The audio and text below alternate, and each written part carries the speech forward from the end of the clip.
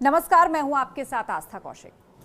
Hezbollah के chief Naeem Qasim दावा कर रहे हैं कि जंग में इजराइल की करारी हार हुई है और मजबूर होकर नेतन्याहू को सीज फायर समझौता करना पड़ा है। लेकिन इस बीच एक और बड़ी जंग शुरू हो गई है और माना जा रहा है कि यह जंग इजराइल और हिजबुल्लाह की जंग से भी बड़ी है। हम बात कर रहे हैं सीरिया की। सीरिया में पिछले 5 दिनों में 500 से ज्यादा लोगों की मौत हो गई है। कहा जा रहा है कि सीरिया में एक तरफ है अमेरिका, इजराइल और तुर्की और दूसरी ओर है रूस और ईरान। सीरिया के राष्ट्रपति बशर अल असद को हटाने के लिए विद्रोही गुट हयात तहरीर अल शाम यानी कि HTS ने मुहिम छेड़ दी है और HTS की मदद कर रहे हैं तुर्की, अमेरिका और इजराइल।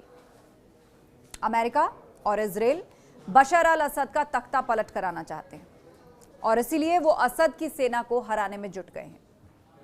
लेकिन इस बीच इस लड़ाई में हो गई है ईरान और रूस की एंट्री।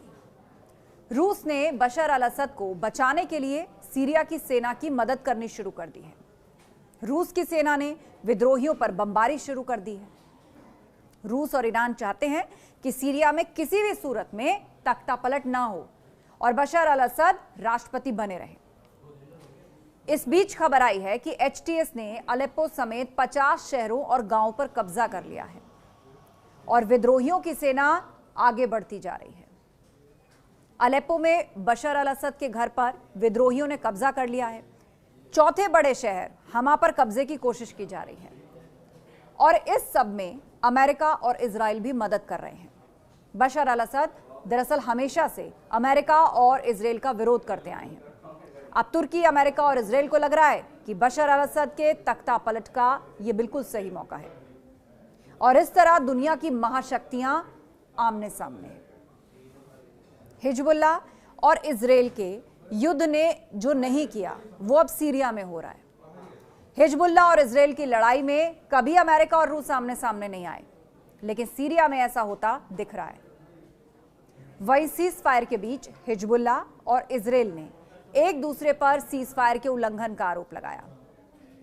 हिजबुल्लाह के मुताबिक इजराइल बॉर्डर से सटे गांव में लौटने वालों पर हमला कर रहा है और इजरायली टैंकों ने गुरुवार को बॉर्डर के पास वाले इलाकों पर हमला किया है।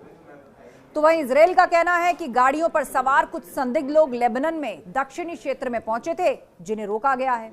ऐसे में अब सवाल बड़ा यह है कि हिजबुल्लाह और इजराइल के बीच सीज फायर कब तक लागू रह पाएगा और क्या अमेरिका और इजराइल का प्लान सीरिया में फेल हो जाएगा? इसका जवाब अगले कुछ दिनों में साफ हो जाएगा, लेकिन फिलहाल सीरिया में जबरदस्त जंग जारी है।